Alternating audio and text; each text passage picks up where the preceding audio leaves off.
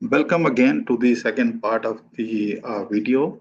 In this part of the lecture, we'll be discussing again the dummy variable associated model. Now, this time we will be discussing model 2, which includes wages as a quantitative variable and a dependent variable. On the right-hand side of the equation, education categories, same as we discussed in video number 1, but here this time we have included urban variable. The value of urban is equal to 1 if the worker belongs to the urban area, and 0 is assigned to those who belong to the rural areas. Male 1 for male workers and 0 otherwise for the female. And this time we are actually we have innovated in the sense that we have included the product of two dummy variables. One is male, again, which is coded 01, and urban, which is coded 01. Now, this model, again, we are using the same sample size, 935, from Asterio and Hall book, and this data actually comes along the book. So the data which we are using, but the models are estimated differently. They are not the same as in the textbook. So now, how the estimation is done, we estimate the model using, again, this is our model number 2, which I have estimated. And the estimation technique is when you press quick estimate and you need to select the model, you need to select the variables. But for the product form, you need to put statistics in between the two variables, the product of which is required for the purpose of analysis. Well, this is how the model has been estimated, and these results have been copied here in front of you. I will be discussing the results, their interpretation, and practical implication, and what general learning outcome, or the insights can be drawn with the help of these results.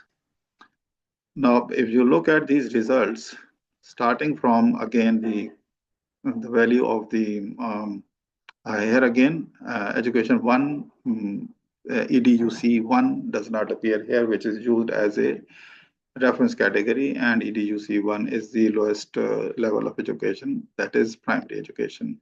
The interpretation of the coefficients, if we go by the education levels, wages for individuals with only primary education are the baseline, and that is reported as a intercept of the model. The intercept of the model, as is obvious from the results, you can see. If we look at the education category number 2, which is the secondary education, the coefficient value is 18.9153, indicates that the individuals with secondary education earn slightly more than those with the primary education, but the difference is not statistically significant. That is why I have not added. So I will not be discussing more these results, the education category number 2. When it comes to the education category number 3 with the BS level or the undergrad level, the coefficient is 98.0795, which clearly indicate that the individuals with the bachelor's degree earn $98.08 or units more than those with the primary education. The difference is statistically significant, therefore the results are generalizable. Education category 4, which is the highest education category in our analysis, MSc and the higher level, the coefficient of this EDUC4 is 184.1308. That clearly indicate that the individuals with the master's degree or higher earn 184.13 units or dollars, to be more specific, more than those with the primary education. Again, the results are significant and the results are generalizable. And when we look at the coefficient of the urban variable, which is the locational variable, since rural is used as a reference category, the coefficient of urban is 51.2450, which suggests that the urban employees earn 51.25, rounding it off, 51.25 units more than the rural employees, holding other factors constant. This difference is again statistically significant at 5% because the probability value is 0.0441. Look at the coefficient of male gender, which is gender. The coefficient value is 429.2674, indicating that males earn 429.27 units or dollars more than females on the average. This is highly statistically significant because the probability is 0.001.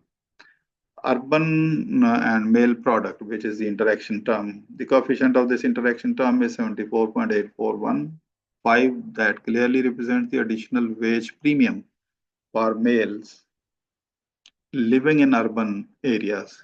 I repeat, the coefficient 74.8415 represents the additional wage premium for males in the urban area, from the urban areas.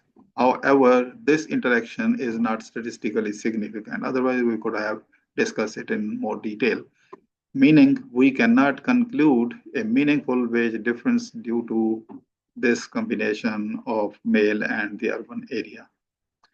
Model fitness, look at the adjusted R-square, which is 0.4572. Adjusted R-square clearly indicates that 45.72% of the variation in wages is explained by the independent variables included in the model, and the remaining 55 or 54 point some percent point are explained variation of wages due to some other factors.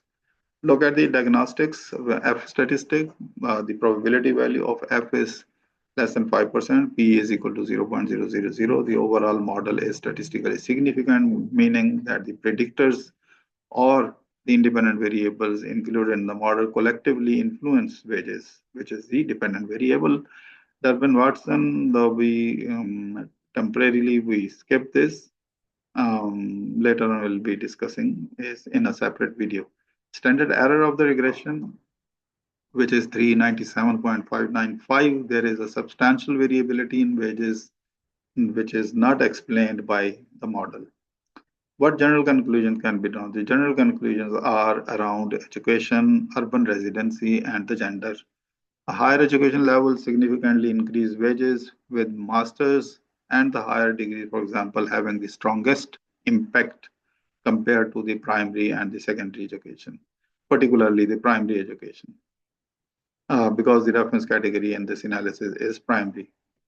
The urban residency, it plays a pivotal role. Urban employees earn significantly more than the rural employees, reflecting possible locational wage premium, technically speaking. So gender, males earn significantly higher wages than females, indicating a notable gender wage gap in this society. The fourth important outcome is urban male interaction term. The interaction term suggests a potential additional premium for urban males. Again, this is very important to learn. Interaction term suggests a potential additional premium for urban males, but it is not statistically significant, so we'll not emphasize more on it.